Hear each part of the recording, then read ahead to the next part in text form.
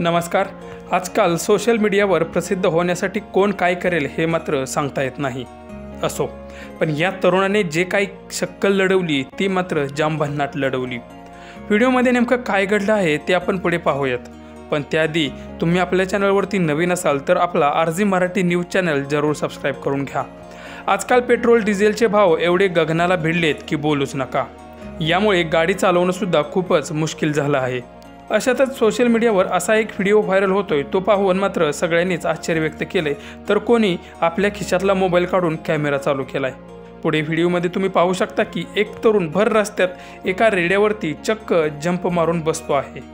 त्यानंतर तो रेडा मात्र वाहनांनी गजबजलेल्या रोडवरून धावू लागतो।